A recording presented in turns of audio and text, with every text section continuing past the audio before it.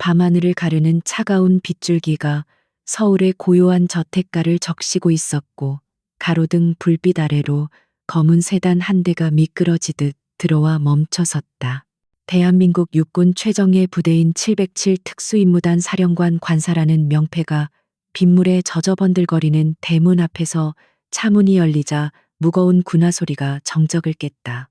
차에서 내린 인물은 어둠 속에 몸을 숨긴 채 비틀거리며 현관으로 향했는데, 그 걸음걸이는 평소의 당당함과는 거리가 먼 처참한 모습이었으며, 마치 전쟁터에서 간신히 살아 돌아온 패잔병과도 같은 위태로움이 감돌았다.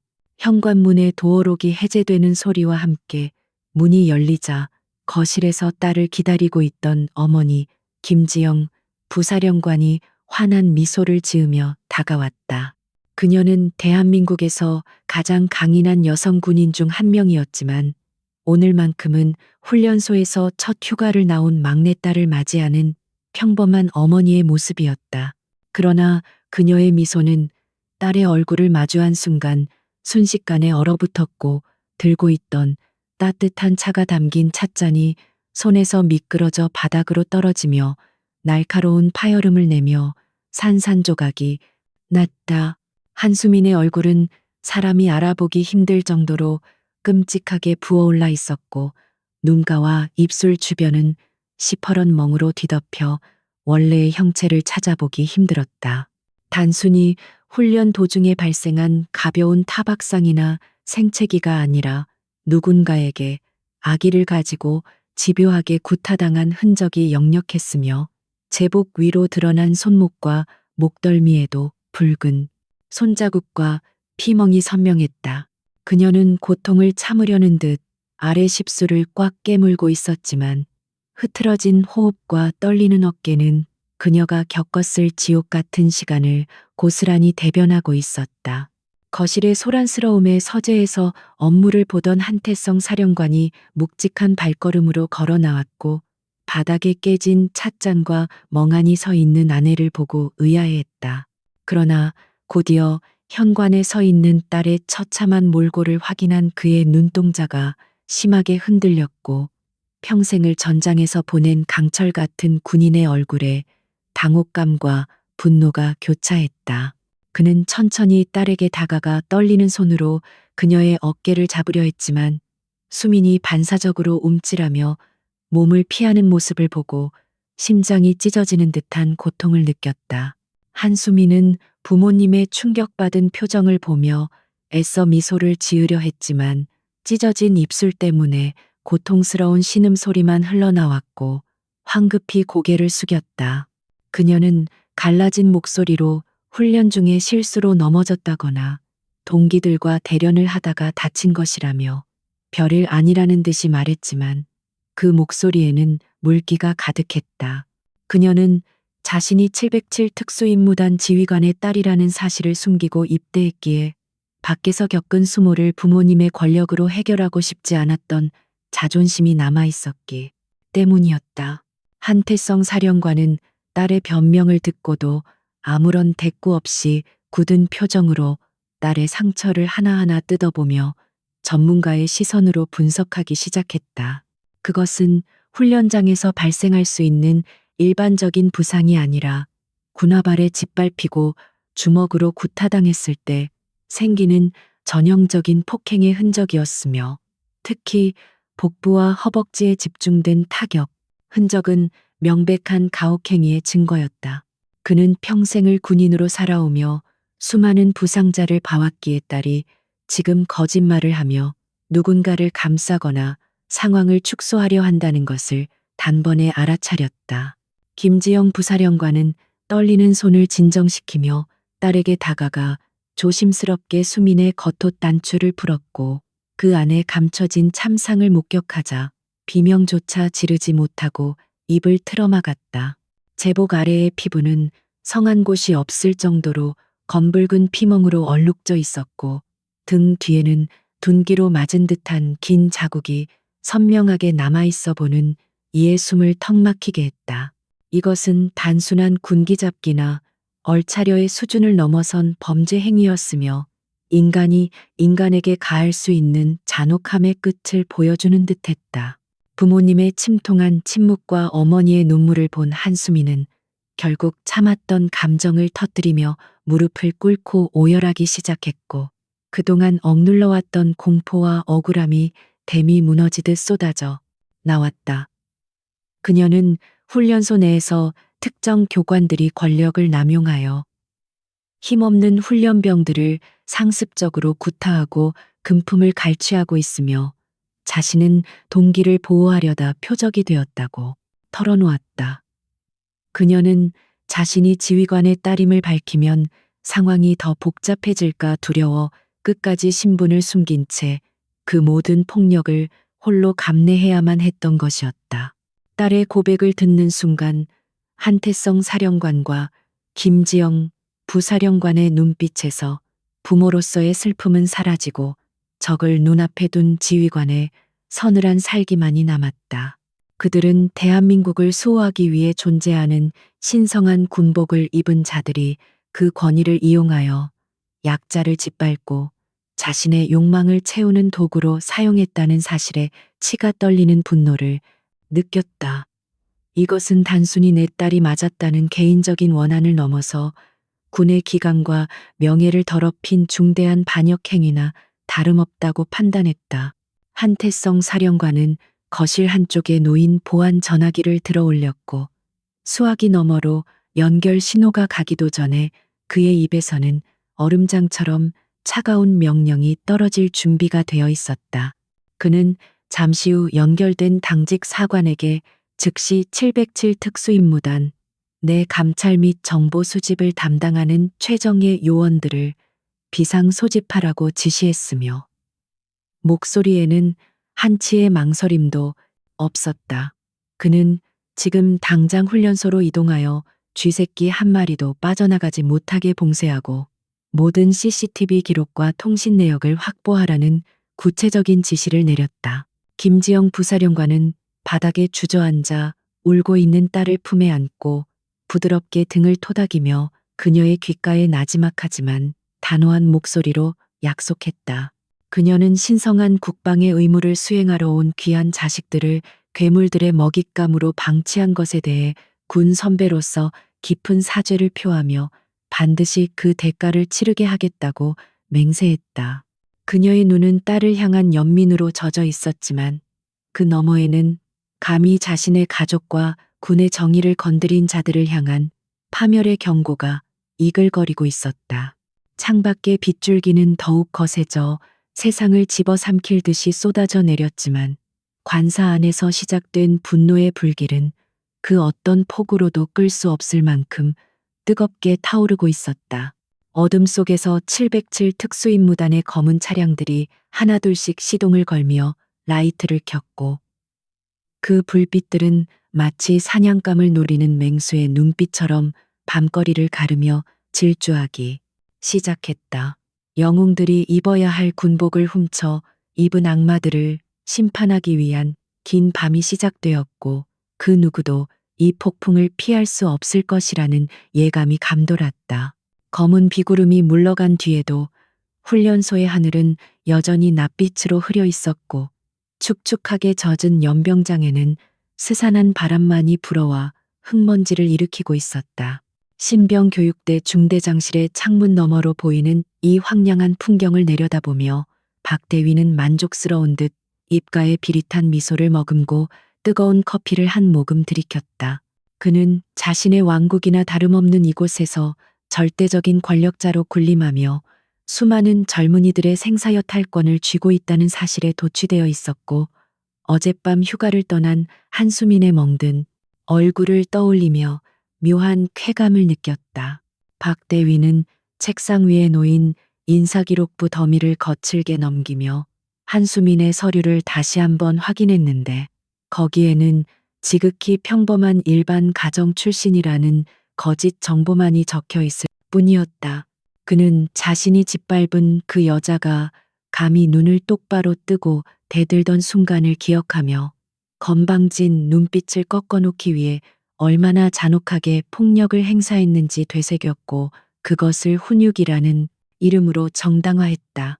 그는 훈련병들이 밖에 나가서 떠들어봤자 군대라는 거대한 조직은 언제나 지휘관인 자신의 편을 들어줄 것이라고 굳게 믿고 있었으며 이것이 그가 가진 오만함의 원천이었다. 한수민에게 지난 5주는 지옥과도 같은 시간이었으며 그녀는 매일 밤 화장실 구석에서 숨죽여 울고 있는 동기들을 위로하며 분노를 사겨야만 했다. 며칠 전 야간 점호 시간 직후에 벌어진 사건은 그녀가 평생 잊을 수 없는 굴욕과 고통을 안겨주었는데 박대위는 단순히 군가 소리가 작다는 이유로 전 소대원을 집합시켰다. 그는 쇠파이프를 바닥에 끌며 공포 분위기를 조성했고 가장 체구가 작고 겁이 많은 동기를 지목하여 본보기로 삼으려 했으나 한수민이 그 앞을 막아서며 모든 책임은 분대장, 훈련병인 자신에게 있다고 말했다. 박대위는 감히 훈련병 따위가 자신의 권위에 도전했다는 사실에 이성을 잃었고 동기들이 보는 앞에서 한수민을 무자비하게 구타하기 시작했는데 그것은 훈육이 아닌 명백한 살인, 미수나 다름없었다. 한수민은 어릴 적부터 부모님에게 전수받은 특공 무술과 살상 기술을 본능적으로 사용할 뻔했지만 그 순간 자신이 군인 가족이라는 사실이 드러나면 부모님에게 누를 끼칠 것이라는 생각에 주먹을 꽉 쥐고 모든 공격을 온몸으로 받아냈다.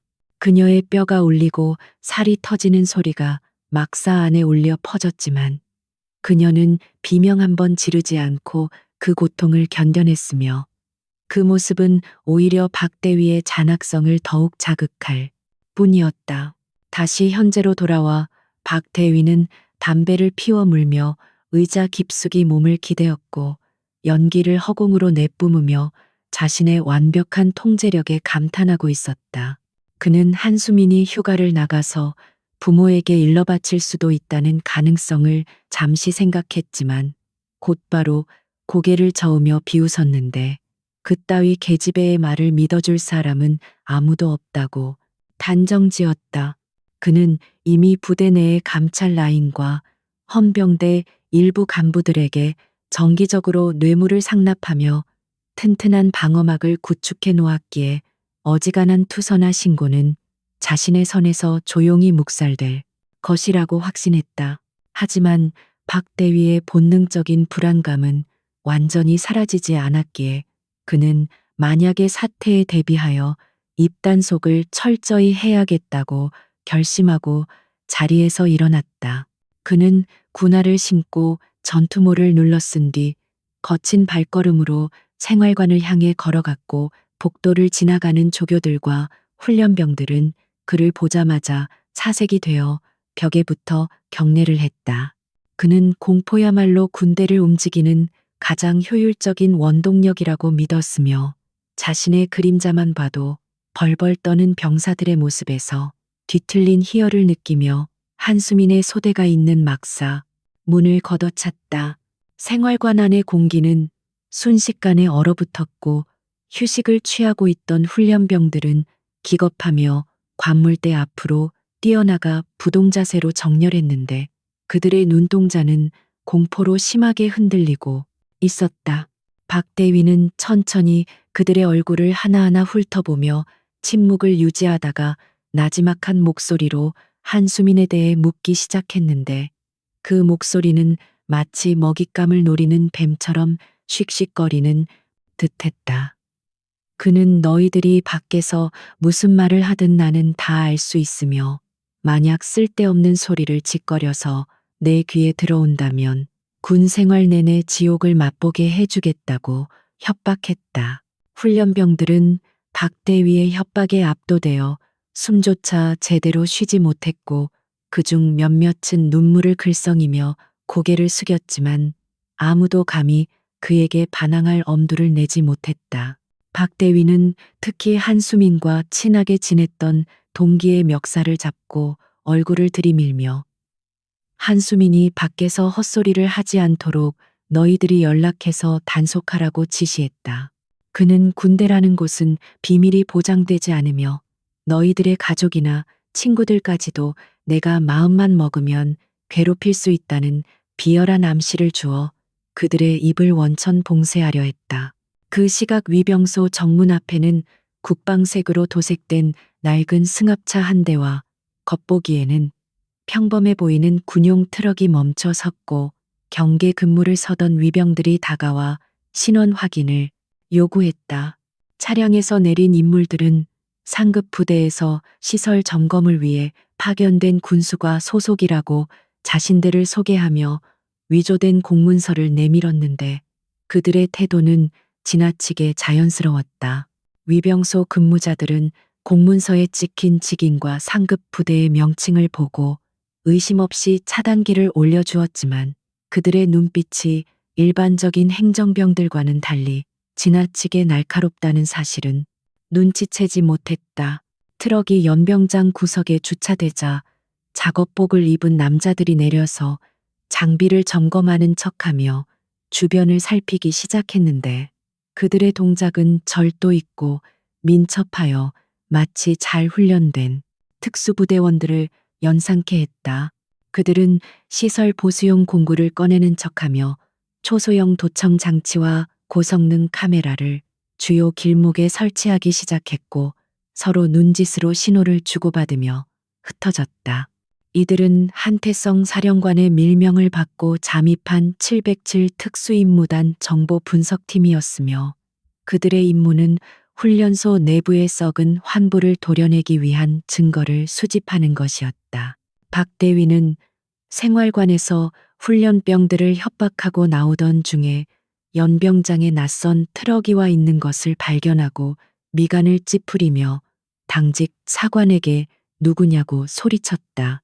당직 사관은 상급 부대에서 노후 시설 점검차 나온 인원들이라고 보고했고 박 대위는 귀찮다는 듯 손을 휘저으며 적당히 접대해서 보내라고 지시했다. 그는 자신의 왕국에 외부인이 들어오는 것을 극도로 싫어했지만 단순한 시설 점검이라는 말에 경계심을 풀고 자신의 사무실로 돌아가려 했으나 뒤통수에 꽂히는 서늘한 시선을 느꼈다. 작업복을 입은 요원 중 한 명인 리더격의 남자는 박 대위의 뒷모습을 주시하며 재킷 안주머니에 있는 소형 무전기에 대고 작전 개시를 알리는 짧은 신호를 보냈다. 그는 박 대위의 걸음걸이와 태도에서 전형적인 가학적 성향을 가진 인물의 특징을 읽어냈고 그가 방금 나온 생활관의 분위기가 심상치 않음을 직감했다. 요원은 동료들에게 1조는 본관 건물의 통신선로를 장악하고 2조는 훈련병들의 식당과 의무대를 집중적으로 감시하라는 지령을 내리며 자연스럽게 건물 뒤편으로 사라졌다. 식당 뒤편에 위치한 쓰레기 분리수거장에는 훈련병들이 버린 편지나 메모들이 찢어진 채 버려져 있었는데 정보팀 요원들은 이 쓰레기들을 하나도 놓치지 않고 수거하기 시작했다. 그들은 찢어진 종이 조각들을 맞추어 가며 훈련병들이 가족이나 친구에게 보내려다 검열이 두려워 버린 구조 요청의 메시지들을 찾아내려 했다. 흙탕물에 젖은 종이 뭉치 속에서 살려주세요. 라는 글씨가 희미하게 적힌 쪽지가 발견되자 요원들의 표정은 차갑게 굳어졌고 이것이 단순한 가혹 행위 사건이 아님을 확신했다. 박 대위는 사무실로 돌아와 다시 의자에 앉았지만 왠지 모를 불안감에 책상을 손가락으로 두드리며 창밖을 예의 주시했다.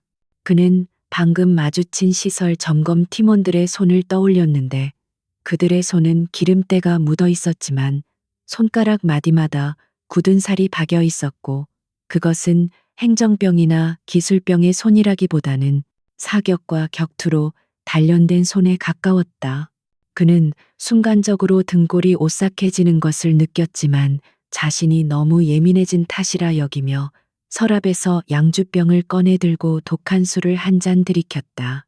어둠이 서서히 깔리기 시작한 훈련소는 겉으로는 평온해 보였지만 그 이면에서는 사냥꾼과 사냥감의 위치가 뒤바뀌는 은밀한 움직임이 진행되고 있었다.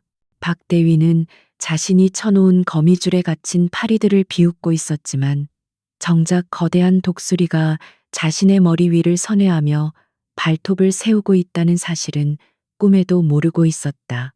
707 특수임무단의 그림자는 이미 훈련소의 가장 깊은 곳까지 스며들어 있었고 그들은 박대위가 스스로 파멸의 구덩이로 걸어 들어갈 때까지 숨을 죽인 채 기다리고 있었다. 훈련소의 새벽 공기는 젖은 낙엽 냄새와 낡은 건물에서 풍기는 곰팡이 냄새가 뒤섞여 스산함을 자아냈고 짙게 깔린 안개는 시야를 가리며 음산한 분위기를 고조시키고 있었다. 707 특수임무단 정보 분석팀 요원들은 보일러 수리공으로 위장하여 훈련병들이 생활하는 막사 주변을 배회하며 자연스럽게 접근을 시도하고 있었지만 성과는 기대에 미치지 못했다. 훈련병들은 낯선 외부인의 등장에 호기심을 보이기보다는 잔뜩 겁에 질린 표정으로 시선을 피하기에 급급했고 요원들이 말을 걸려고 다가가면 소스라치게 놀라며 자리를 피했다. 이는 박대위가 심어놓은 공포가 얼마나 깊고 강렬하게 이들의 무의식을 지배하고 있는지를 단적으로 보여주는 증거였기에 요원들의 미간은 점점 더 깊게 찌푸려졌다. 막사 내부의 분위기는 마치 시한폭탄이 작동하고 있는 밀실처럼 팽팽한 긴장감이 감돌았고 누구 하나 크게 숨을 쉬는 것조차 조심스러워하는 기색이 역력했다. 훈련병들은 서로 눈을 마주치는 것조차 두려워하며 기계적으로 자신의 관물대를 정리하거나 전투화를 닦는 척하며 침묵을 지켰는데 이는 박대위가 심어놓은 프락치들이 언제 어디서 자신들을 감시하고 있을지 모른다는 불신 때문이었다. 요원 중 한 명이 화장실 청소를 핑계로 훈련병에게 담배를 건네며 은밀하게 박대위에 대해 물었지만 그 훈련병은 손을 심하게 떨며 아무것도 모른다며 도망치듯 자리를 떴다.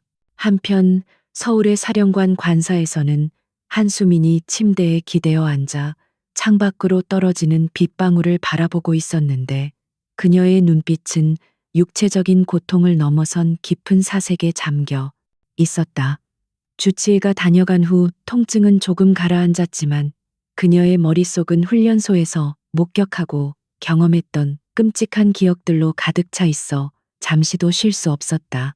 그녀는 자신이 당한 폭력보다도 전우들이 겪고 있을 공포와 절망감이 더 크게 다가왔고 자신이 이곳에서 편안하게 쉬고 있다는 사실에 죄책감마저 느끼고 있었다.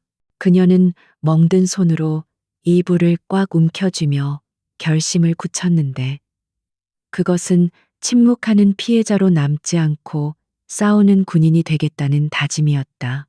한태성 사령관이 무거운 표정으로 딸의 방에 들어왔을 때 그는 빈손이 아니었는데 그의 손에는 현장 요원들이 보내온 중간 보고서가 들려 있었고 내용은 참담하기 그지없었다. 그는 딸에게 조심스럽게 다가가 앉으며 훈련소 내의 피해자들이 보복이 두려워 입을 다물고 있어 결정적인 물증을 확보하는데 어려움을 겪고 있다고 솔직하게 털어놓았다. 박 대위는 교묘하게도 CCTV 사각지대에서만 폭력을 행사했고 장부 조작이나 금품 갈취 또한 현금으로만 거래하거나 차명 계좌를 이용해 추적을 따돌리고 있다는 것이었다. 아버지는 딸에게 무리하지 말고 쉬라고 말하려 했지만 수민의 눈빛을 보는 순간 말을 멈출 수밖에 없었다. 한수민은 아버지의 걱정 어린 시선을 피하지 않고 침대 옆 협탁에 놓인 종이와 펜을 집어들었는데 그녀의 손은 붕대로 감겨 있어 펜을 쥐는 것조차 힘겨워 보였다. 하지만 그녀는 떨리는 손에 온 신경을 집중하여 종이 위에 무언가를 적어 내려가기 시작했고 그 속도는 점점 빨라져 마치 머릿속에 있는 데이터를 출력해내는 듯했다. 그녀는 훈련소에 입소한 첫날부터 박 대위와 조교들이 주고받았던 은밀한 대화 내용과 뇌물을 상납받은 날짜 그리고 시간까지 정확하게 기억하고 있었다. 그녀는 단순히 훈련을 받는 척하면서도 특수부대 지휘관의 딸로서 체득한 관찰력으로 적의 모든 움직임을 기록해왔던 것이다. 그녀가 작성한 메모에는 박대위가 훈련병들의 부식비를 빼돌려 외부 업체와 거래한 내역과 병원 진료 기록을 조작하여 보험금을 타낸 정황들이 구체적인 숫자와 함께 나열되어 있었다. 특히 그녀는 박 대위가 자신의 사무실 금고에 이중 장부를 숨겨두는 것을 목격했던 순간을 생생하게 기억해냈는데, 당시 그녀는 청소당번으로 위장해 그 방에 있었다. 박 대위는 훈련병이 그곳에 있다는 사실을 전혀 신경 쓰지 않고 통화를 하며 비밀번호를 눌렀고, 수미는 그 짧은 순간의 손놀림과 소리를 기억해 비밀번호를 유추해낸 것이었다. 이것은 단순한 기억력이 아니라 생존을 위해 본능적으로 발휘된 정보 수집 능력에 가까웠다.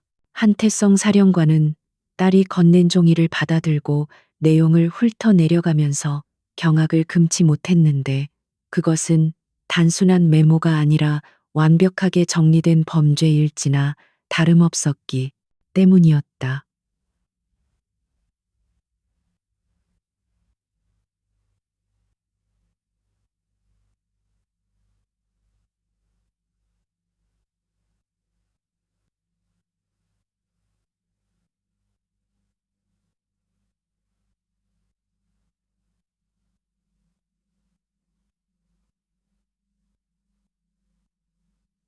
그는 즉시 암호화된 회선을 통해 현장에 나가 있는 작전 팀장에게 연락을 취했고, 수민이 작성한 정보를 바탕으로 수사 방향을 전면 수정하라고 지시했다.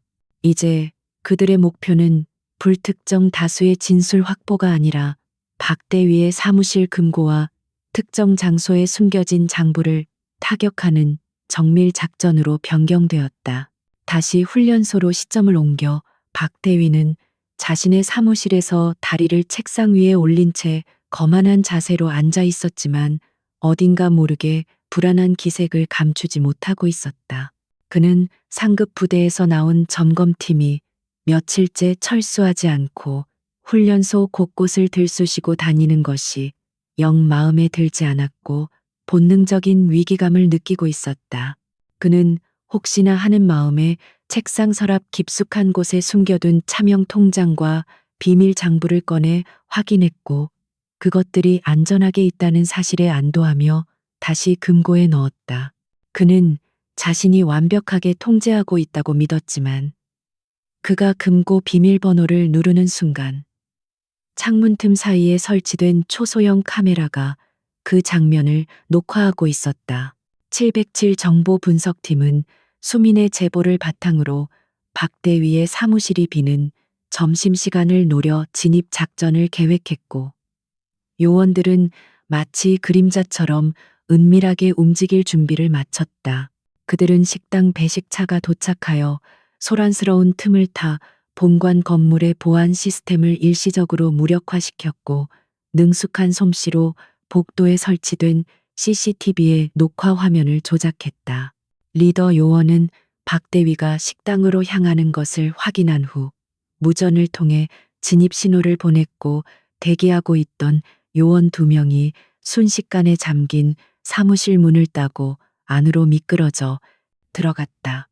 그들의 동작은 너무나 신속하고 조용해서 복도를 지나가던 행정병조차 아무런 낌새를 채지 못할 정도였다. 사무실 내부에 진입한 요원들은 수민이 메모에 적어준 위치를 정확하게 찾아내어 금고 앞에 섰고, 특수 장비를 이용해 지문 흔적을 채취하는 척하며 수민이 알려준 번호를 입력했다. 삑 하는 전자음과 함께 금고문이 열리자 그 안에는 박대위의 탐욕과 부패를 증명할 각종 장부와 USB 그리고 현금 뭉치가 쏟아져 나왔다. 요원들은 감탄할 새도 없이 초소형 스캐너를 이용해 모든 문서를 디지털화하여 본부 서버로 전송했고, 원본은 건드리지 않은 채 다시 금고 문을 닫았다.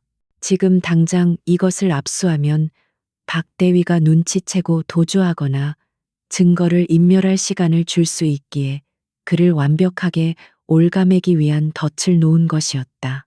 같은 시각 식당에서 밥을 먹던 박대위는 숟가락을 든 채 묘한 한기를 느꼈고 무의식적으로 자신의 사무실이 있는 본관 쪽을 바라보았다. 그는 밥알이 모래알처럼 느껴져 숟가락을 내려놓고 주변을 둘러보았지만 식당 안은 훈련병들의 식기 부딪히는 소리로 시끄러울 뿐 별다른 이상 징후는 보이지 않았다. 하지만 그는 동물적인 감각으로 무언가 잘못 돌아가고 있다는 것을 직감했고 급히 식사를 중단하고 자리에서 일어나 사무실로 향했다. 그의 이마에는 식은땀이 맺혀 있었고 심장은 불규칙하게 뛰기 시작했는데 그것은 파멸이 다가오고 있음을 알리는 신호였다. 박대위가 사무실 문을 열고 들어왔을 때 내부는 그가 나갈 때와 똑같은 모습으로 정돈되어 있었고 창문도 굳게 닫혀 있어 외부 침입의 흔적은 전혀 찾아볼 수 없었다. 그는 안도의 한숨을 내쉬며 의자에 주저앉았지만 의심을 거두지 못하고 금고를 다시 열어 내용물을 확인했는데 모든 것이 제자리에 있는 것을 보고서야 비로소 긴장을 풀었다. 그는 자신이 과민 반응을 보이고 있다고 자책하며 넥타이를 느슨하게 풀었지만 그는 자신의 범죄 기록이 이미 707 사령부의 모니터에 낱낱이 전송되었다는 사실을 꿈에도 상상하지 못했다. 한태성 사령관은 전송된 자료들을 검토하며 분노로 떨리는 주먹을 책상 위에 내리쳤고 그 소리에 집무실 밖의 부관들이 깜짝 놀라 들어올 정도였다. 자료에는 훈련병들의 피를 빨아먹은 내역뿐만 아니라 군용 유류를 빼돌려 민간업자에게 판매하고 심지어 마약류 진통제를 불법으로 유통한 정황까지 포착되었다. 이것은 단순한 가혹 행위 사건을 넘어선 거대 비리 게이트였으며 박대위 뒤에 그를 비호하는 더 큰 세력이 존재할 가능성을 시사하고 있었다. 사령관은 즉시 국방부 장관에게 직통 전화를 걸어 이 사안의 심각성을 보고하고 전면적인 특별수사 허가를 요청했다.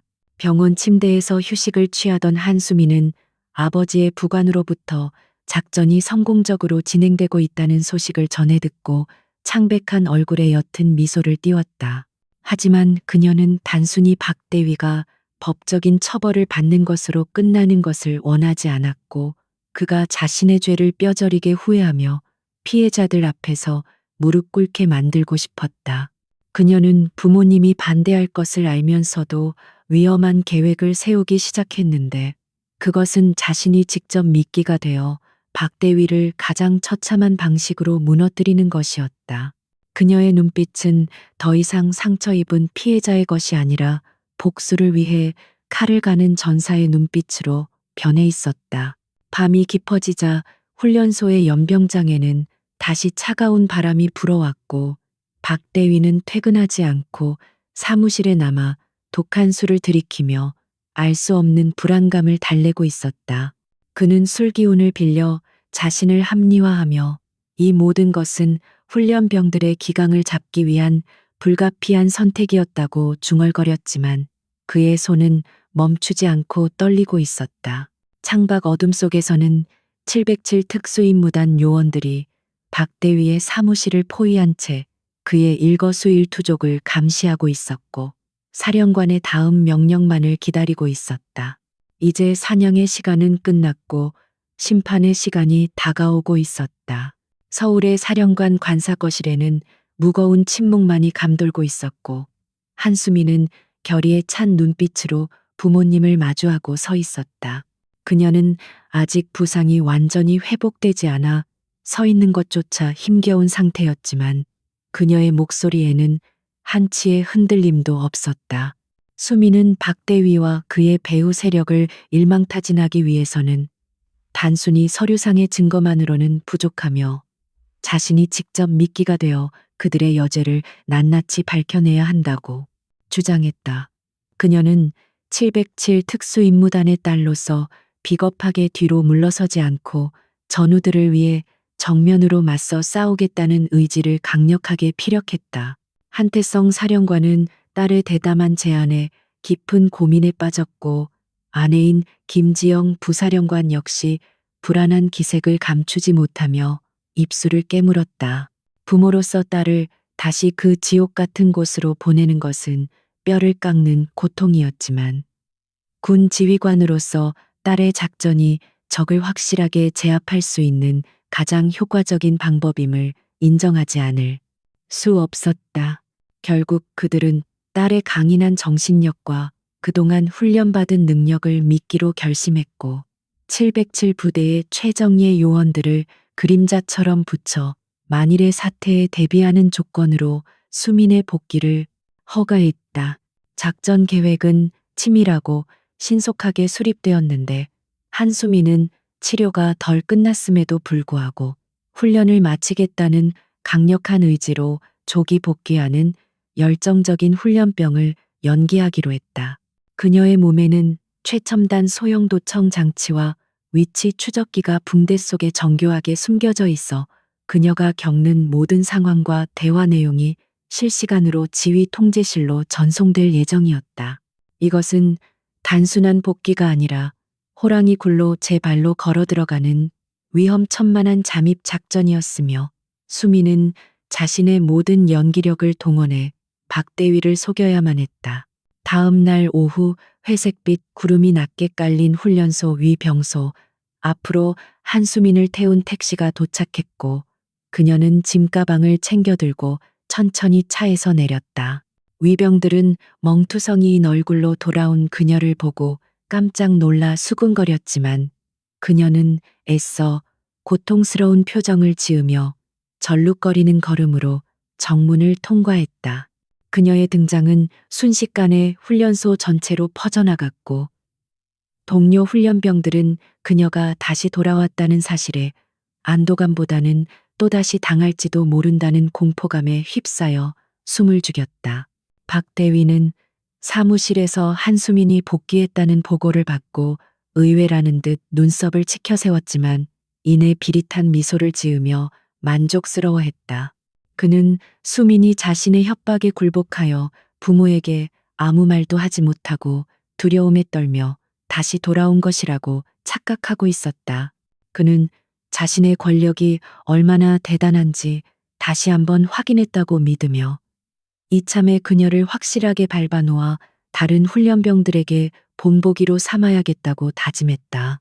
그의 오만함은 판단력을 흐리게 만들었고 자신이 파멸의 덫에 걸려들었다는 사실을 전혀 눈치채지 못하게 했다. 잠시 후 행정실의 호출을 받은 한수민은 박대위의 사무실로 향했는데 복도를 걸어가는 그녀의 심장은 격렬하게 뛰고 있었지만 머릿속은 그 어느 때보다 차갑게 식어 있었다. 그녀는 복도 곳곳에 배치된 707 요원들의 은밀한 시선을 느꼈고 자신이 혼자가 아니라는 사실에 용기를 얻으며 문고리를 잡았다.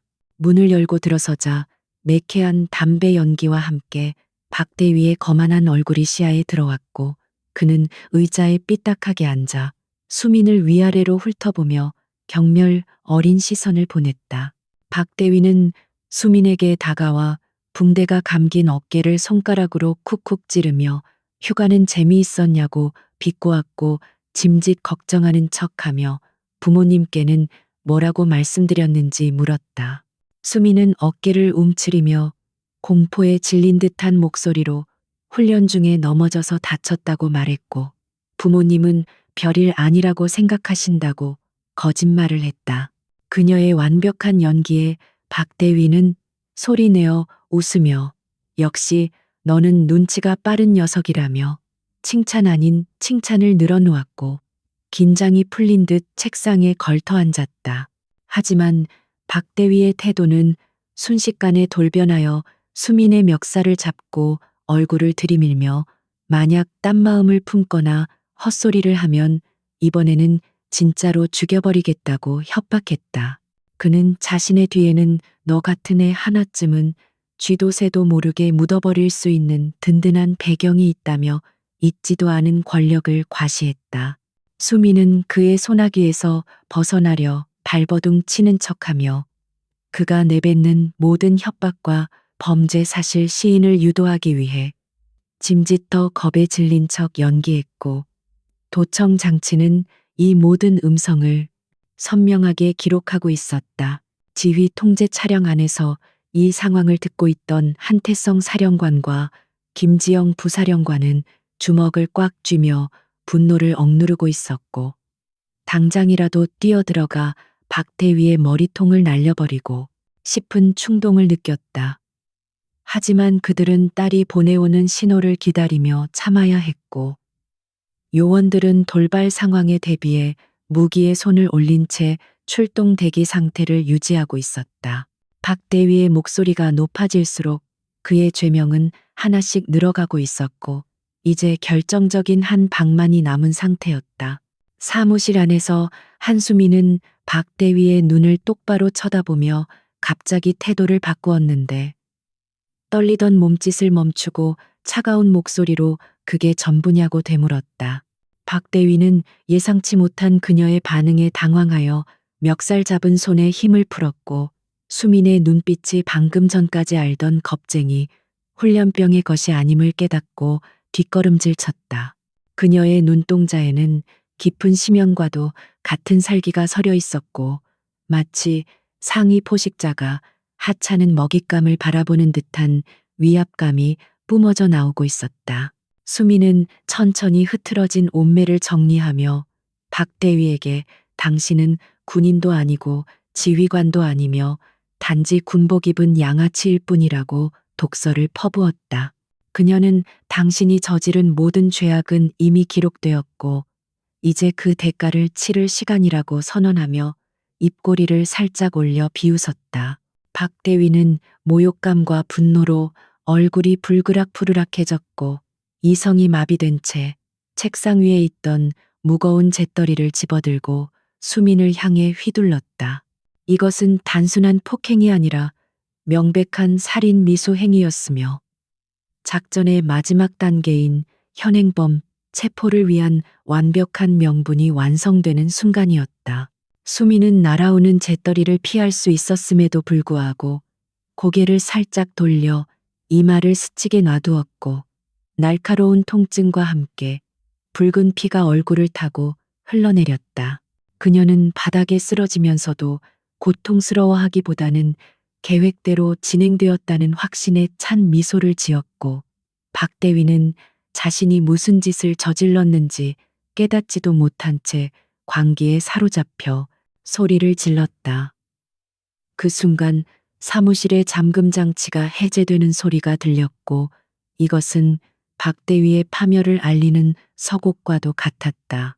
창밖에서는 이미 해가 저물어 어둠이 깔려 있었지만 훈련소 곳곳에서는 707 특수임무단 요원들이 야간 투시경을 착용한 채 은밀하게 위치를 잡고 있었다.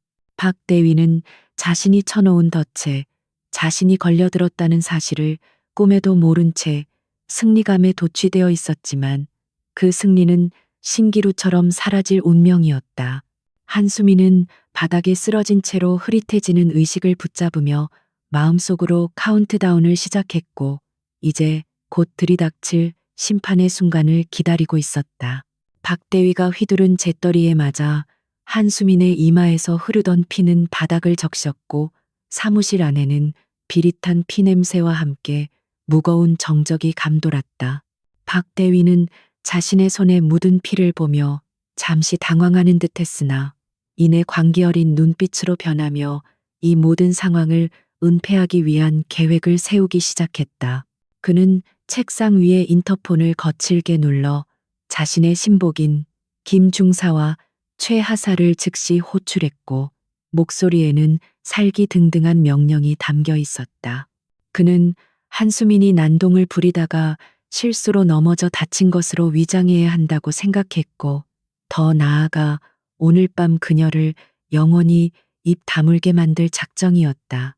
잠시 후 문이 벌컥 열리며 근육질의 거구인 김중사와 최하사가 들어왔고, 그들은 바닥에 쓰러진 한수민을 보고도 전혀 놀라지 않은 채 익숙하게 상황을 파악했다. 박대위는 그들에게 눈짓으로 신호를 보냈고 그들은 거친 손길로 한수민의 팔을 잡아 일으켜 질질 끌고 나가기 시작했다.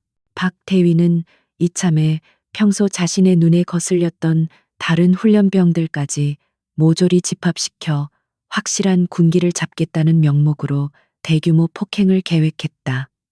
그는 오늘 밤이 지나면 훈련소 내에서 자신에게 반항하는 싹은 완전히 잘라버릴 수 있을 것이라고 믿으며 섬뜩한 미소를 지었다. 폭우가 쏟아지는 연병장을 가로질러 그들이 도착한 곳은 훈련소 구석에 방치된 구형 보일러실이었고 그곳은 평소에도 음산한 분위기 때문에 병사들이 접근을 꺼리는 장소였다. 녹슨 철문이 끽하는 소리를 내며 열리자 곰팡이 냄새와 습한 공기가 훅 끼쳐왔고 희미한 전구 하나만이 위태롭게 깜박이고 있었다. 김중사는 이미 다른 조교들을 시켜 한수민과 친하게 지냈던 동기 훈련병 5명을 미리 끌고 와 무릎을 꿇려 놓은 상태였다.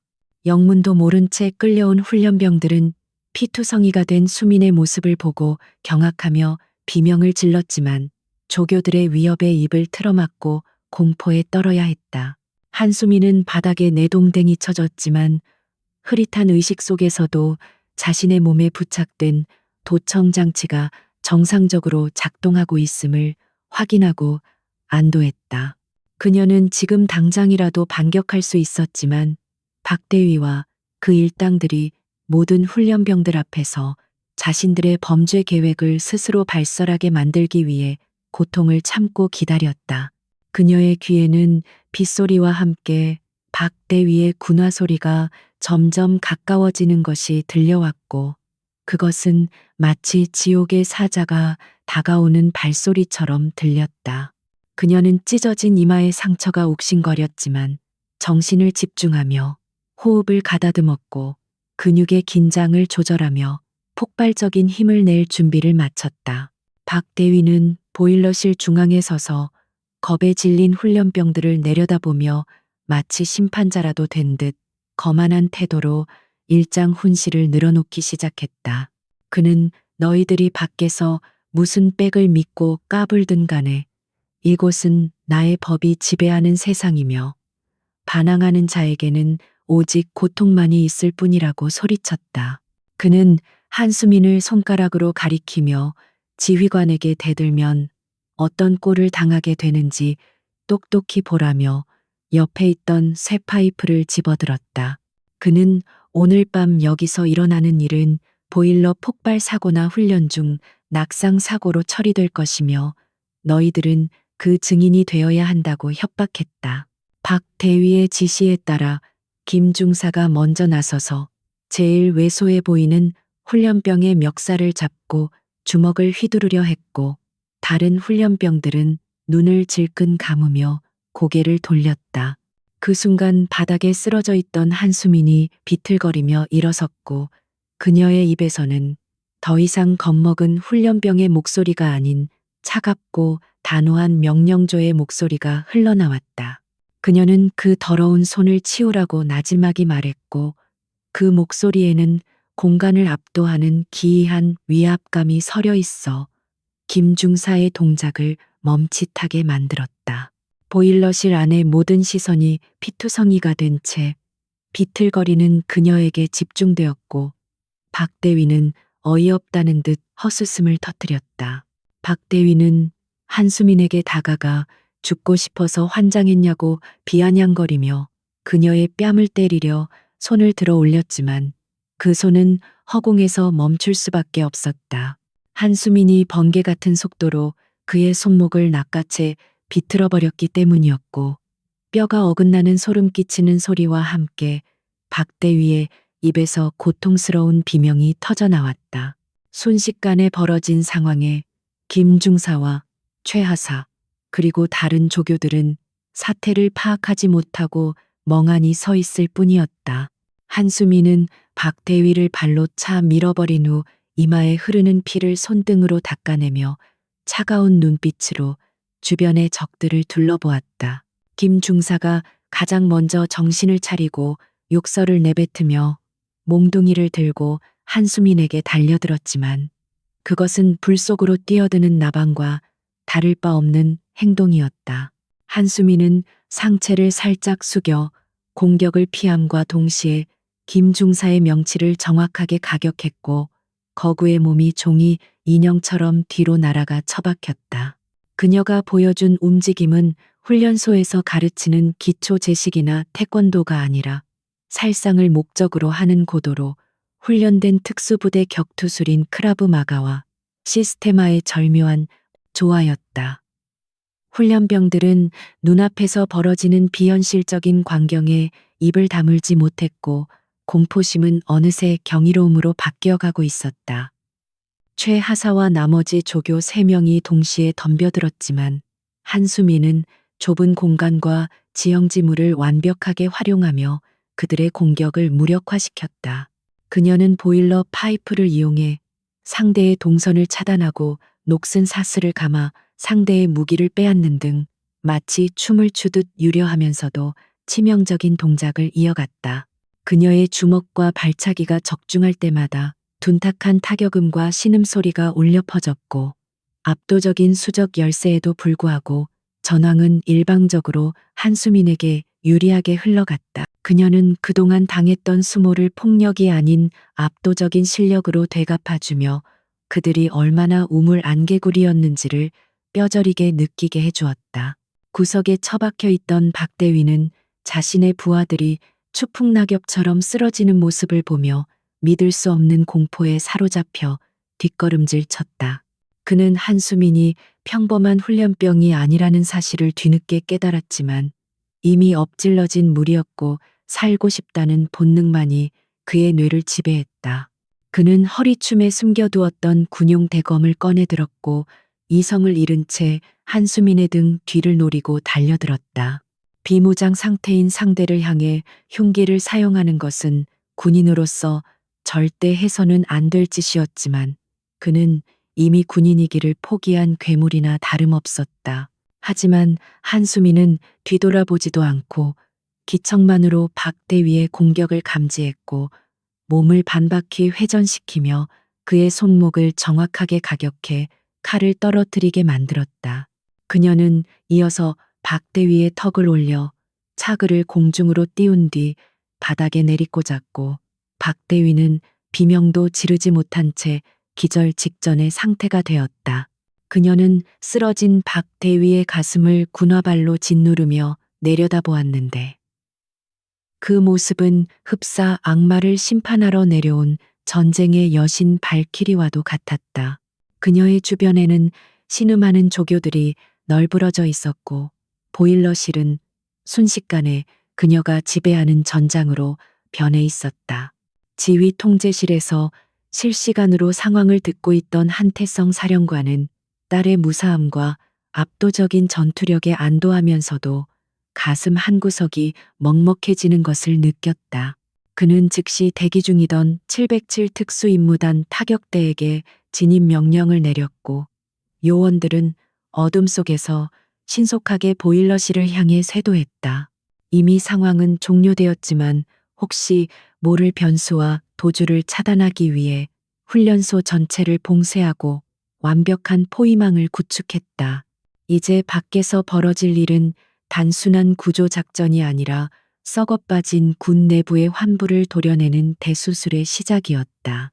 보일러실의 철문이 굉음과 함께 뜯겨 나가고 눈부신 전술 라이트 불빛과 함께 완전 무장한 707 대원들이 들이닥쳤다. 그들은 순식간에 바닥에 쓰러진 조교들과 박대위를 제압하고 수갑을 채웠으며 구석에 있던 훈련병들을 안전하게 보호했다. 훈련병들은 검은 제복을 입은 특수부대원들의 등장에 놀라면서도 그들이 적이 아닌 아군임을 직감하고 그제야 참았던 울음을 터뜨렸다. 대원들은 한수민에게 다가가 정중하게 경례를 표하며 그녀의 상태를 살폈고 그녀는 담담하게 고개를 끄덕이며 부대원들을 맞이했다. 현장에 진입한 작전팀장은 박대위의 멱살을 잡고 일으켜 세운 뒤 그의 귀에 대고 당신이 건드린 사람이 누구인지 이제야 알겠냐고 차갑게 속삭였다. 정신이 든 박대위는 한수민을 향해 경례하는 특수부대원들을 보며 얼굴이 사색이 되었고, 자신이 감당할 수 없는 거대한 힘을 건드렸다는 사실에 절망했다. 그는 살려달라고 애원하려 했지만 입안이 터져 말이 나오지 않았고, 그저 공포에 질린 눈으로 한수민을 바라볼 뿐이었다. 한수민은 그런 그를 차갑게 외면하며 부러진 팔을 부여잡고 일어선 동기 훈련병에게 다가가 괜찮냐고 물었다. 비로소 훈련소의 어둠이 걷히고 밖에서 대기하던 앰뷸런스와 헌병대 차량의 사이렌 소리가 요란하게 울려 퍼지기 시작했다. 한수민은 긴장이 풀리자 다리에 힘이 풀려 주저앉을 뻔했지만 달려온 의무병의 부축을 받으며 꼿꼿하게 서 있으려 노력했다. 그녀는 아버지와의 약속을 지켰고 자신의 힘으로 전우들을 지켜냈다는 사실에 자부심을 느꼈지만 몸에 새겨진 상처들의 통증은 여전히 날카로웠다. 빗줄기는 잦아들었지만 그녀의 전투복은 피와 땀, 그리고 흙탕물로 범벅이 되어 있었고, 그것은 가장 아름답고 숭고한 군인의 훈장이었다. 헌병대에 의해 개처럼 끌려나가는 박대위와 조교들의 모습을 뒤로하고 한수민은 보일러실 밖으로 걸어 나왔다. 차가운 밤 공기가 뜨거워진 그녀의 얼굴을 식혀주었고, 멀리서 달려오는 아버지와 어머니의 모습이 눈에 들어왔다. 한태성 사령관은 체면도 잊은 채 빗속을 뚫고 달려와 딸을 와락 껴안았고, 김지영 부사령관은 딸의 얼굴을 어루만지며 눈물을 흘렸다. 그들은 지휘관이기 이전의 부모였고, 딸이 무사히 돌아왔다는 사실 하나만으로도 세상을 다 가진 듯 기뻐했다. 이날 밤의 사건은 훈련소 역사상 가장 충격적인 사건으로 기록될 것이며 동시에 전설의 시작을 알리는 서막이었다. 707 특수임무단의 개입으로 훈련소의 모든 비리가 드러나게 되었고 악마들의 가면은 처참하게 벗겨졌다. 하지만 아직 모든 것이 끝난 것은 아니었으며 박대위와 그 배후 세력에 대한 공식적인 처벌과 심판의 과정이 남아 있었다. 한수민은 부모님의 품에서 잠시 눈을 감았지만 그녀의 마음속 불꽃은 꺼지지 않고 더욱 타오르고 있었다. 내일이면 날이 밝고 정의의 심판대 위에서 진정한 승부를 가려야 할 시간이 다가오고 있었다.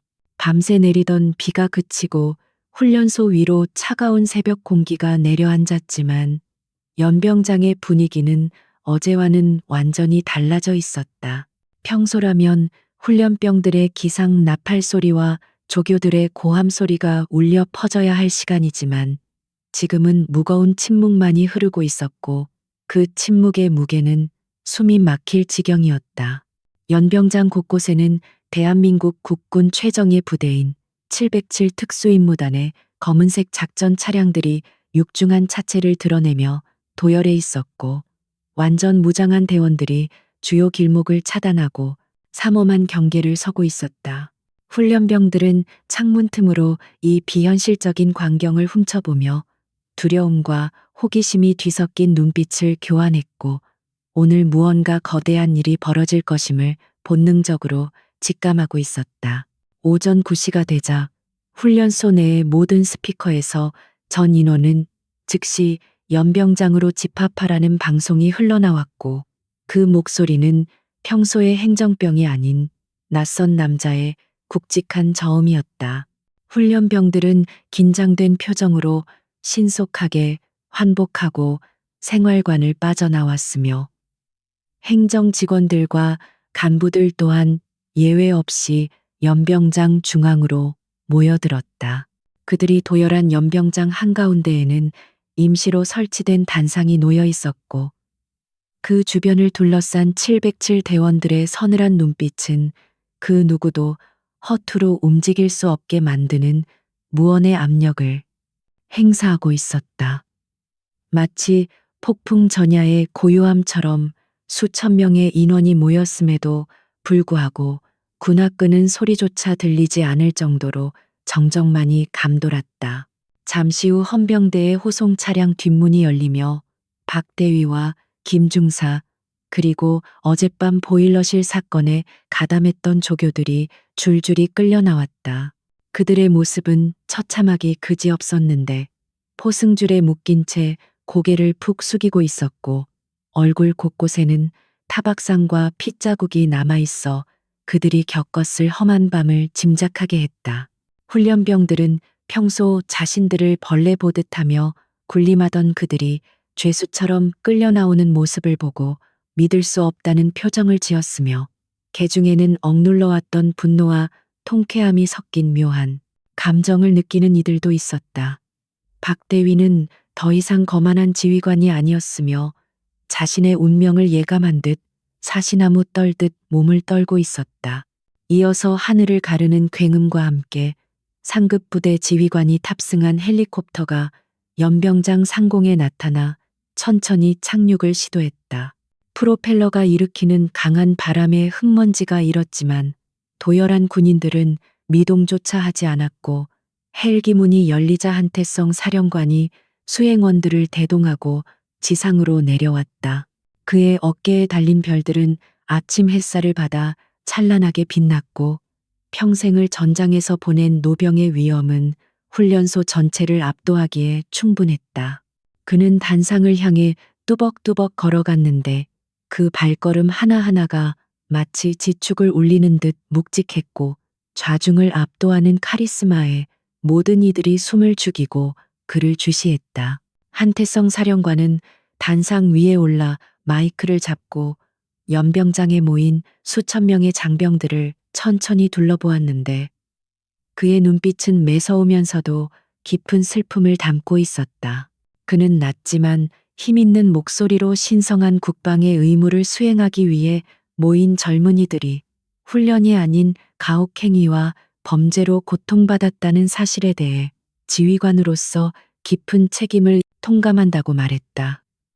그의 연설은 화려한 미사여구 없이 진심이 담겨 있었기에 듣는 이들의 가슴을 울렸고 훈련병들 사이에서는 훌쩍이는 소리가 새어나오기 시작했다. 그는 군복은 국가와 국민을 지키기 위한 수혜이지 개인의 욕망을 채우기 위한 도구가 아님을 강력하게 천명했다. 사령관의 눈짓에 따라 대기하고 있던 헌병들이 박대위와 공범들을 단상 아래로 끌고 와 무릎을 꿇렸고 그들의 죄상이 적힌 공소장이 낭독되기 시작했다. 횡령과 뇌물수수 그리고 상습적인 폭행과 협박 등 입에 담기조차 부끄러운 범죄 사실들이 하나하나 열거될 때마다 연병장은 충격과 분노로 술렁거렸다. 훈련병들은 자신들이 당했던 부당한 대우가 단순한 얼차려가 아니라 명백한 범죄였다는 사실을 확인하고 치를 떨었으며 박대위를 향해 경멸 어린 시선을 보냈다. 박대위는 자신의 치부가 만천하에 드러나자 수치심과 공포로 얼굴이 붉게 달아올랐지만 고개를 들 수조차 없었다.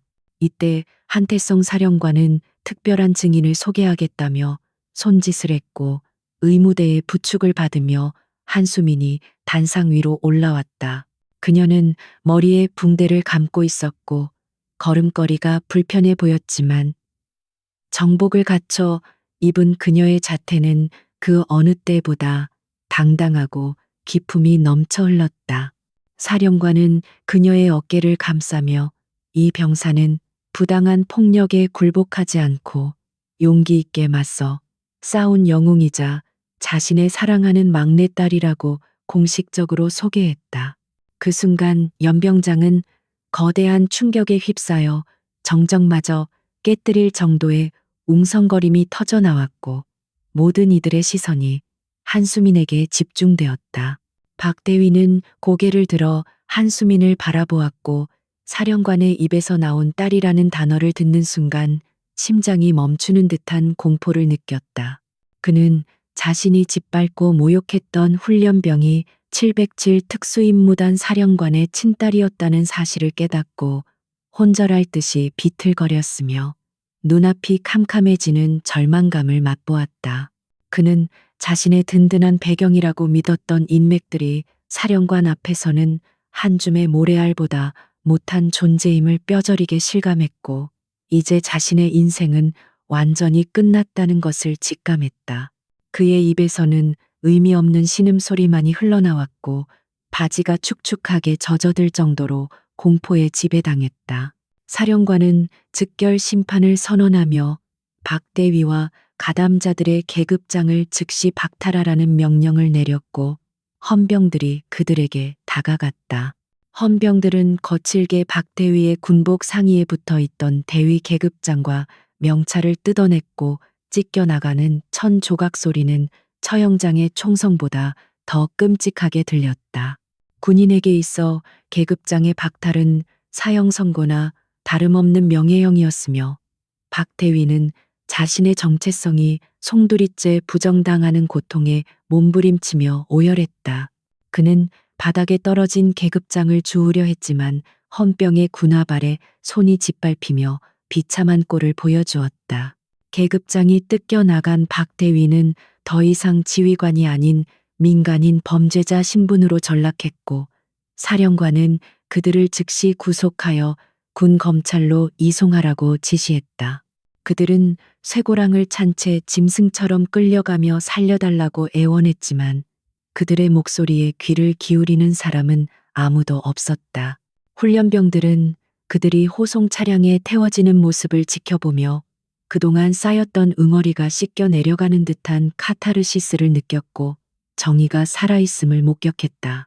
이것은 단순한 처벌을 넘어선 악에 대한 철저한 응징이었으며, 군대 내에 뿌리 밝힌 부조리를 뽑아내는 상징적인 의식이었다. 박대위가 사라진 연병장에는 다시 고요가 찾아왔지만 그 공기는 이전보다 훨씬 맑고 가벼워져 있었다. 한수민은 단상에서 내려와 자신과 함께 고통받았던 동기 훈련병들에게 다가가 한 명 한 명 손을 잡아주며 그동안 고생 많았다고 위로했다. 그녀의 손길은 따뜻했고 눈빛은 진심으로 가득 차 있었기에 동기들은 그녀를 끌어안고 참았던 눈물을 터뜨리며 고마움을 표했다. 그녀는 자신이 지휘관의 딸이라는 특권을 내세우지 않고 가장 낮은 곳에서 그들과 함께 싸웠기에 진정한 전우로서 인정받을 수 있었다.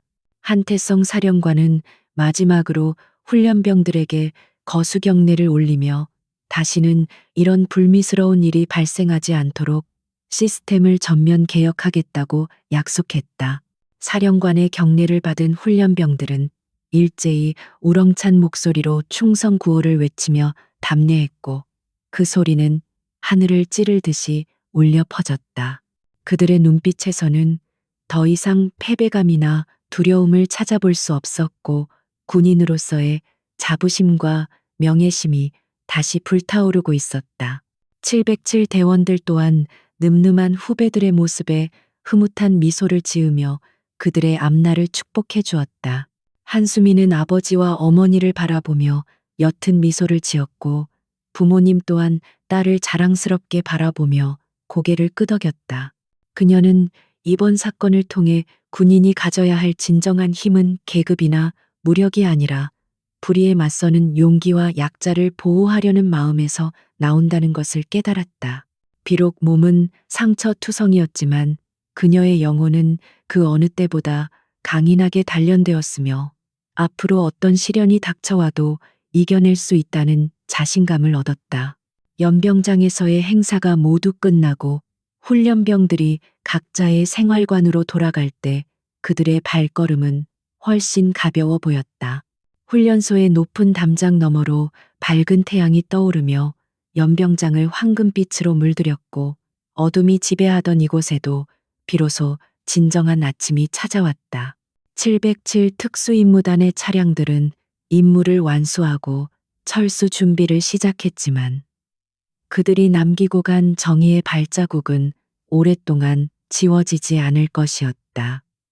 이제 훈련소는 과거의 오명을 씻고 정의 강병을 육성하는 진정한 요람으로 다시 태어날 준비를 마쳤다. 한수민은 떠나는 부모님의 차를 배웅하며 다시 훈련병의 대열로 합류했는데 그녀는 집으로 돌아가 쉬라는 권유를 정중히 거절했다. 그녀는 남은 훈련 기간을 동기들과 함께 끝까지 완주하여 당당하게 수료하고 싶다는 의사를 밝혔고, 이는 그녀의 강철 같은 의지를 보여주는 결정이었다. 그녀는 이제 누군가의 딸이 아닌 대한민국 육군 이병 한수민으로서 자신의 군 생활을 다시 시작하려 하고 있었다. 그녀의 뒷모습은 작지만 거대해 보였고 그 위로 따스한 햇살이 축복처럼 내려앉았다. 박대위와 그 일당이 구속되어 헌병대로 압송된 이후 훈련소에는 거대한 변화의 바람이 불어오기 시작했으며 그것은 단순한 인적 쇄신을 넘어선 조직 문화의 근본적인 개혁이었다. 국방부는 이번 사건을 계기로 전군의 신병 교육기관에 대한 특별 감찰을 실시했고 기존의 폐쇄적인 관리 시스템을 전면적으로 뜯어고쳐 투명하고 공정한 훈련 환경을 조성하기 위한 대책을 발표했다. 새롭게 부임한 훈련소장은 강직하고 원칙을 중시하는 인물로 그는 취임 첫날부터 훈련병들의 인권을 최우선으로 하되 강도 높은 실전 훈련을 통해 정예요원을 육성하겠다는 확고한 방침을 천명했다.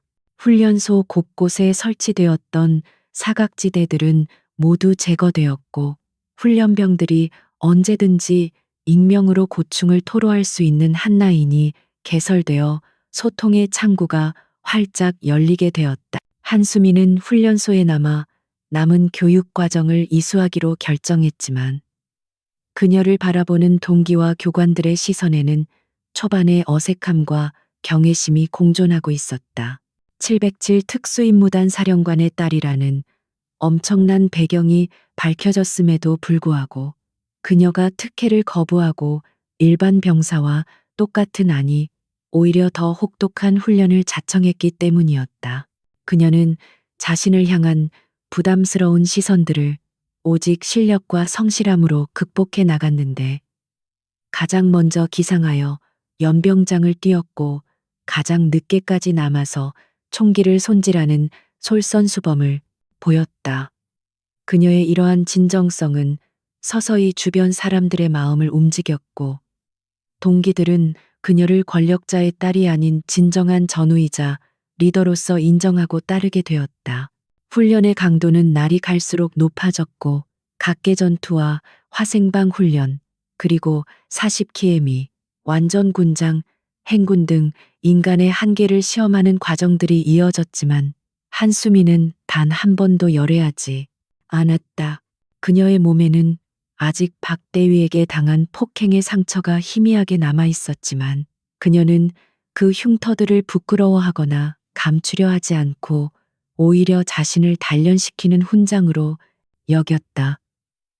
행군 도중 다리에 쥐가나 쓰러지려는 동기가 있으면 그녀는 주저없이 동기의 군장을 대신 짊어지고 걸었으며 포기하지 말라고 끊임없이 격려했다. 그녀의 강인한 정신력은 소대 전체에 긍정적인 바이러스처럼 퍼져나갔고 만년 꼴찌였던 그녀의 소대는 어느새 훈련소 내에서 가장 단합이 잘 되고 성적이 우수한 최정예 소대로 거듭나고 있었다. 어느덧 뜨거웠던 여름이 지나고 훈련소의 나무들이 붉게 물드는 가을이 찾아왔으며 드디어 5주간의 지옥 같은 훈련을 마치는 수료식 날이 다가왔다. 파란 하늘 아래 만국기가 펄럭이는 연병장에는 수료식을 축하하기 위해 전국 각지에서 모여든 가족들과 친구들로 인산인해를 이루고 있었다. 훈련병들은 흙먼지 묻은 전투복 대신 말끔하게 다림질된 정복을 입고 도열해 있었는데 그들의 얼굴은 입소 당시의 앳된 모습은 온데간데 없고 검게 그을린 피부와 날카로운 눈빛을 가진 진짜 군인의 모습으로 변해 있었다. 단상 위에는 주요 지휘관들이 참석해 있었고 그 중앙에는 한수민의 아버지인 한태성 사령관이 자랑스러운 눈빛으로 연병장을 내려다보고 있었다. 수료식 행사가 시작되고 애국가가 울려 퍼지자 한수민은 가슴 벅찬 감동을 느끼며 국기를 향해 거수경례를 올렸고 그녀의 눈가에는 남모를 뜨거운 눈물이 맺혔다. 지난 시간 동안 겪었던 끔찍한 폭력과 공포, 그리고 그것을 극복해내기 위해 흘렸던 피와 땀이 주마등처럼 스쳐 지나갔기 때문이었다. 그녀는 단순히 훈련을 수료하는 것이 아니라 자신의 트라우마를 정면으로 돌파하고 스스로의 가치를 증명해냈다는 사실에 전율을 느꼈다. 그녀의 옆에 선 동기들 또한 늠름한 자태를 뽐내며 서 있었고, 그들은 이제 더 이상 피해자가 아닌 대한민국을 지키는 당당한 국군 장병으로서 새로운 출발선에 서 있었다. 계급장 수여식이 진행되자 가족들이 연병장으로 내려와 아들, 딸들의 가슴에 이병 계급장을 달아주는 순서가 되었고, 한태성 사령관과 김지영 부사령관은 단상에서 내려왔다. 평소라면 의전 절차에 따라 움직여야 했지만 오늘 그들은 사령관이 아닌 한수민의 부모 자격으로 딸에게 다가갔다. 제복을 입은 부모님이 다가오자 한수민은 절도 있는 동작으로 경례를 올렸고, 한태성 사령관은 딸의 경례를 받으며 굵은 눈물을 훔쳤다. 그는 딸의 왼쪽 가슴에 이병 계급장을 달아주며 떨리는 목소리로 장하다. 내 딸, 그리고 훌륭한 군인이 되었다고 말하며 그녀를 꽉 껴안아 주었다. 김지영 부사령관 또한 딸의 손을 맞잡고 그동안 고생 많았다며 따뜻하게 위로해 주었는데, 그녀는 딸의 손에 박인 굳은 살을 어루만지며 가슴 아파했다. 하지만 그 굳은 살이야말로 딸이 얼마나 치열하게 훈련에 임했는지를 보여주는 증거였기에 그녀는 딸이 대견하고 자랑스러웠다. 주변에 있던 다른 훈련병의 가족들도 이 감동적인 장면을 지켜보며 박수를 보냈고, 한수민의 가족은 그 순간만큼은 계급의 차이를 넘어선 진정한 가족애를 보여주었다. 한수민은 부모님의 품에서 환하게 웃으며 이제야 비로소 자신이 가야 할 길이 무엇인지 명확하게 깨달았다고 말했다. 수료식이 끝난 후 한수민은 동기들과 함께 기념사진을 찍으며 마지막 작별의 인사를 나누었는데, 특히 박대위 사건 당시 함께 고통을 겪었던 동기들과는 더욱 각별했다. 그들은 한수민의 손을 잡으며 네가 없었다면 우리는 평생 그 지옥에서 벗어나지 못했을 것이라며 생명의 은인이라고 감사를 표했다. 한수민은 고개를 저으며 우리가 함께 싸웠기에 이길 수 있었던 것이라며 앞으로 자대에 가서도 절대 불의에 타협하지 않는 멋진 군인이 되자고 약속했다. 그들은 서로의 어깨를 두드리며 훗날 전장에서 다시 만날 것을 기약했고, 그들의 우정은 시련 속에서 피어났기에 더욱 단단하게 굳어 있었다. 한편 교도소에 수감된 박대위와 그 일당에 대한 군사법원의 최종 판결 소식이 뉴스 속보를 통해 전해졌는데, 그들은 전원징역형과 함께 불명예 전역이라는 중형을 선고받았다. 재판부는 그들의 행위가 군의 기강을 무너뜨리고 인권을 유린한 중대한 범죄임을 명시하며 어떠한 선처도 없이 법정 최고형을 구형했다고 밝혔다. 이 소식은 군 내부에 경종을 울리며 다시는 이러한 비리가 발붙일 수 없도록 하는 강력한 메시지가 되었고, 많은 국민들이 정의가 구현되었다며 환영했다. 한수민은 이 뉴스를 접하고 씁쓸한 미소를 지으며 죄 지은 자는 반드시 그 대가를 치르게 된다는 평범한 진리를 다시 한번 가슴에 새겼다. 한수민은 자대 배치를 앞두고 707 특수임무단 지원서를 작성하여 제출했는데, 이는 아버지의 후광이 아닌 자신의 실력으로 최정예 부대원이 되겠다는 도전장이었다. 훈련소에서의 경험은 그녀에게 특수부대원이 갖춰야 할 강인한 정신력과 전투기술의 기초를 다져주었고, 그녀는 이제 더 넓은 세상으로 나아갈 준비가 되어 있었다. 한태성 사령관은 딸의 지원서를 보고 흐뭇해하며 공정한 선발 과정을 거쳐 실력이 검증된다면 언제든지 환영한다고 말했다. 그는 딸이 자신의 뒤를 이어 대한민국 최고의 특수부대 지휘관으로 성장할 잠재력이 충분하다는 것을 이미 꿰뚫어 보고 있었다. 휴가를 마치고 자대로 떠나는 날 아침, 한수미는 정복을 단정하게 차려입고 집 앞마당에 있는 굵기 개양대 앞에 섰다. 펄럭이는 태극기를 바라보며 그녀는 입대 전과는 완전히 다른 마음가짐을 가지고 있었는데 그것은 군복이 주는 무게감에 대한 자각이었다. 그녀는 군복이 권력을 과시하거나 약자를 억압하는 도구가 아니라 국가와 국민을 위해 자신의 목숨을 바칠 각오가 된 자만이 입을 수 있는 수의라는 것을 뼈저리게 느꼈다.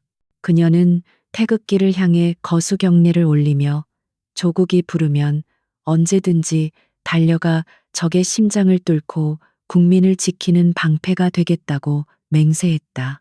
차량에 탑승하기 전 한수미는 부모님을 향해 다시 한번 경례를 했고 부모님 또한 정복 차림으로 딸에게 답례를 보냈다.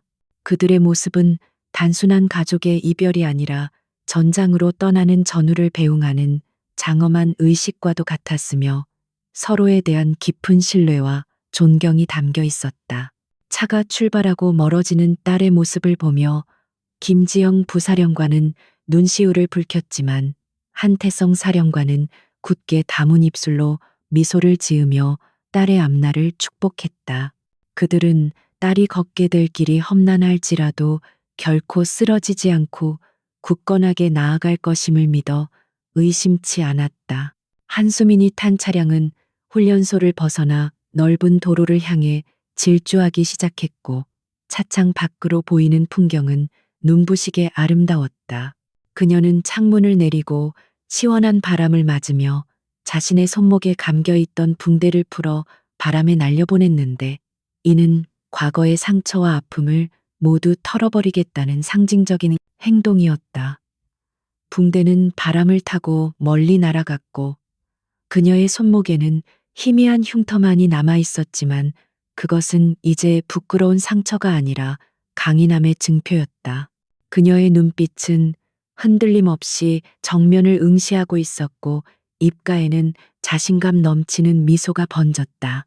이야기는 여기서 끝이 나지만 한수민의 전설은 이제 막 시작되었을 뿐이며 그녀가 앞으로 써 내려갈 수많은 무용담들이 기다리고 있었다. 그녀는 707 특수임무단의 일원이 되어 수많은 대테러 작전과 특수임무를 수행하며 대한민국 최고의 여전사로 성장할 것이었다. 그리고 언젠가는 아버지의 뒤를 이어 부대원들을 지휘하며 조국의 평화를 수호하는 진정한 지휘관이 될 날이 올 것임을 예고하고 있었다. 악마는 프라다를 입지 않고 군복을 입었으나 그 군복의 진정한 주인인 영웅이 나타나 악마를 심판하고 정의를 바로 세웠다는 이 이야기는 오랫동안 군대 내에서 회자될 것이다. 마지막으로 한수민의 독백이 내레이션처럼 흐르며 이야기는 대단원의 막을 내린다. 나는 군인이다. 나의 군복은 누군가를 짓밟기 위함이 아니라 누군가를 지키기 위해 존재한다. 나는 내 몸의 상처를 두려워하지 않으며 오직 불의와 타협하는 나의 나약함을 경계할 뿐이다. 악마가 군복을 입고 숨어들지라도 나는 끝까지 그들을 찾아내어 심판할 것이며 이 땅의 정의와 자유를 수호하는 최후의 보루가 될 것이다. 충성.